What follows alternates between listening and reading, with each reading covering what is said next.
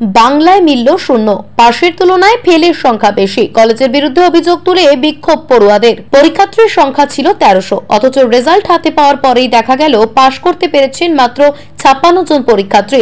এই ঘটনাকে কেন্দ্র করে উত্তপ্ত হয়ে উঠল কলেজ চত্বর। ঘটনার প্রতিবাদ জানিয়ে আজ অর্থাৎ মঙ্গলবার কোচবিহার গুঞ্জুবাড়ি এলাকায় রাস্তায় বসে বিক্ষোভ দেখাতে শুরু করলেন ছাত্রছাত্রীরা। জানা যাচ্ছে, কোচবিহার বিপি অ্যান্ড ইভিনিং কলেজে চলতি বছর প্রায় 1300 পরীক্ষার্থী পরীক্ষা দিয়েছিল, কিন্তু তার মধ্যে মাত্র 56 জন পরীক্ষার্থী পাশ করতে পেরেছে। এমনটা হওয়া মোটেই সম্ভব নয়, এমনটাই দাবি তুললেন ছাত্রছাত্রীরা। সবচেয়ে উল্লেখযোগ্য বিষয় হলো, ছাত্রছাত্রীদের অভিযোগ, বাংলার মতো বিষয় নাকি দেওয়া হয়েছে শূন্য, যা কিছুতেই মেনে নিতে পারছেন না তারা। আর সে কারণেই এই ঘটনার প্রতিবাদ জানিয়ে মঙ্গলবার কোচবিহারের গুঞ্জুবাড়ি এলাকায় রাস্তায় বসে বিক্ষোভ দেখালেন তারা। ঘটনার খবর পেয়ে তড়িঘড়ি ঘটনাস্থলে ছুটে আসে কোচবিহার কোতোয়ালি থানার পুলিশ। দীর্ঘক্ষণ তাদের বোঝানোর চেষ্টা করা হলেও বিক্ষোভ তুলতে নারাজ ছাত্রছাত্রীরা। এদিন দুপুর 12:30 নাগাদ পথ অবরোধ করে বসেন তারা। ঘটনার জেরে বেশ কিছুক্ষণের জন্য ব্যাহত হয় যান চলাচল। ছাত্রছাত্রীদের অভিযোগ, কলেজ এতজন পরীক্ষার্থী পরীক্ষায় বসার পরেও কি করে মাত্র 56 জনকে পাশ করাতে পারলো? আবার বাংলার মতো বিষয় কেনই বা দেওয়া হয়েছে শূন্য? এছাড়াও খাতা রিনিউয়ালের জন্য যে টাকার প্রয়োজন সেটা মকুব করার দাবিও তুলেছেন ছাত্রছাত্রীরা। একই সঙ্গে পুনরায় ফর্ম ফিল আপের জন্য যে টাকা ধার্য করা হয়েছে সেই টাকায় শিক্ষাক্ষেত্রে ব্যবস্থা বলেও দাবি করেছেন তারা।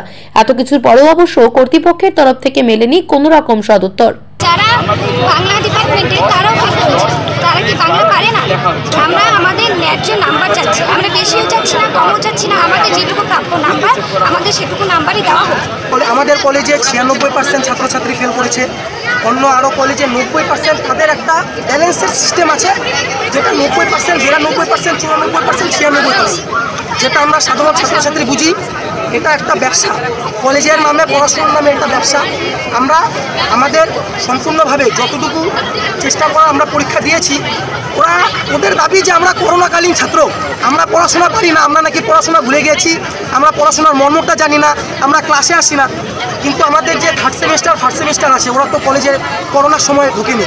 ওদের এইচএসে নাম্বার আছে 82%, 86%। ওরা ব্যাক পেয়েছে বাংলায় 0, দুটো সাবজেক্টে ব্যাক। এগুলো তো সম্ভব না। আমাদের খাতা ঠিকভাবে সঠিকভাবে দেখা হচ্ছে না। ওরা যেটা করছে হুদাও নাম্বার বসিয়ে দিচ্ছে। আমাদের কলেজে এমনও ছাত্র আছে যারা প্রতিনিয়ত কলেজে আসে না, কলেজের অ্যাসাইনমেন্ট জমা দেয় না, ওরা পাস করেছে। আমাদের গোটা কলেজে 56টা ছাত্র পাস করেছে। এতজন স্টুডেন্ট, 1300 থেকে 1500 স্টুডেন্ট। আমরা কি সবাই ভুয়ো? সবাই পড়াশুনো করি না?